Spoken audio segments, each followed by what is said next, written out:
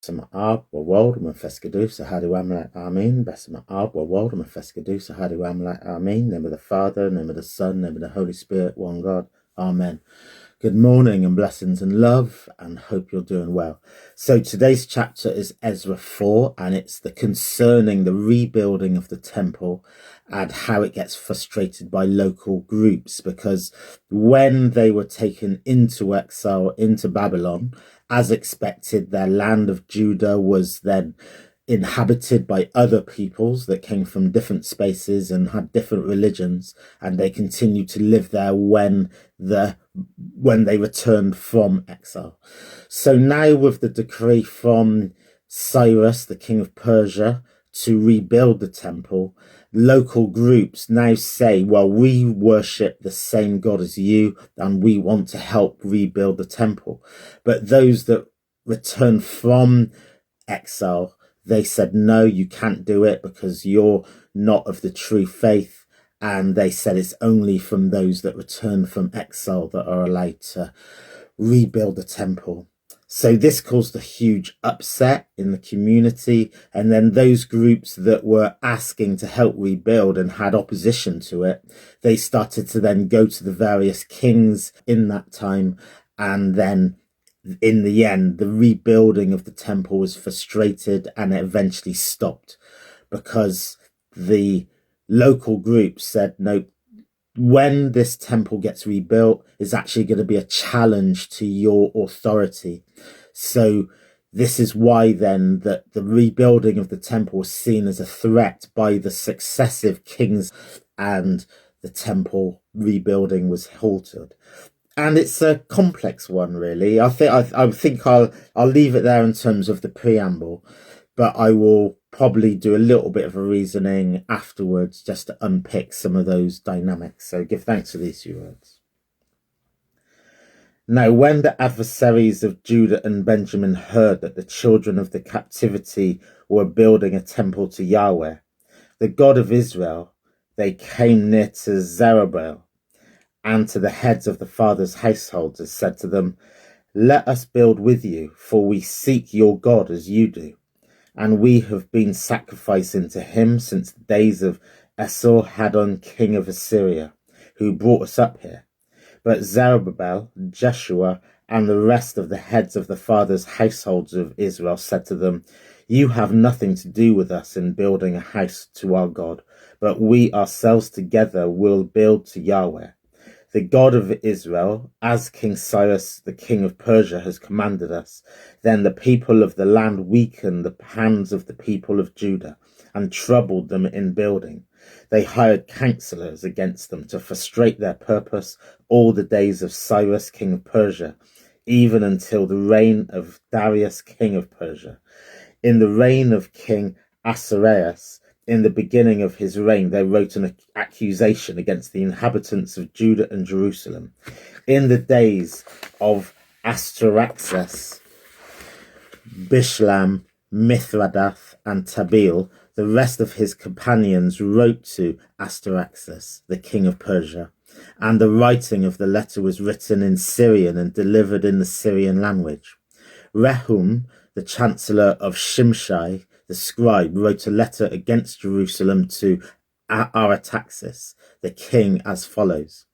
Then Rehum, the chancellor, Shimshai, the scribe, and the rest of the companions, and the Dinites, and the Aphorachites, and the Tarapolites, and the Aphrasites, and the Archavites, and the Babylonians, and the Shoshanites, and the Dehanites, and the Alamatites, and the rest of the nations, whom the great and noble Osnappar brought over and settled in the king of Samaria, and in the rest of the country beyond the river, and so forth wrote. This is a copy of the letter that they sent to King Artaxerxes from your servants, the people beyond the river. Be it known to the king that the Jews who come up from you have come up to us to Jerusalem. They are building the rebellious and bad city, and have finished the walls and repaired the foundations. Be it known now to the king that if this city is built and the walls finished, they will not pay tribute, custom, or toll, and in the end it will be hurtful to the kings.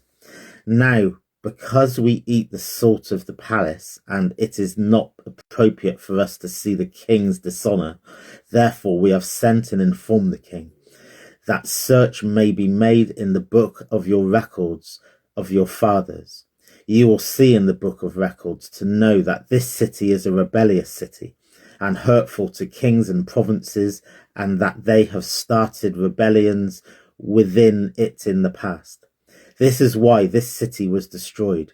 We informed the king that if this city is built and the walls finished, then you will have no possession beyond the river.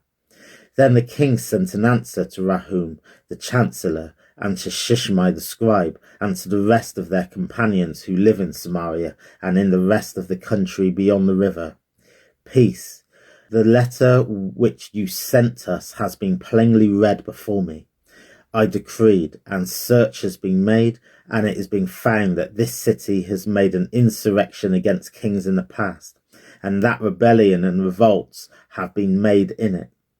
There have also been mighty kings over Jerusalem who have ruled over all the country beyond the river, and tribute, custom, and toll was paid to them. Make a decree now to cause these men to cease, that this city not be built until a decree is made by me. Be careful that you not be slack in doing so. Why should damage grow to the hurt of the kings? When a copy of King Astarax's letter was read before Rahum, Shamshai the scribe, and their companions, they went in haste to Jerusalem to the Jews and made them cease by force of arms. Then work stopped on God's house, which is at Jerusalem. It stopped until the 2nd year of the reign of Darius, king of Persia. For these 3 words to give thanks, blessings, and love. So yeah, an interesting moment here for the returned exiles and the local people. And theologically, this does get discussed about what's happening here with the dynamic. Because on one hand, the local people are saying that we worship the same God as you.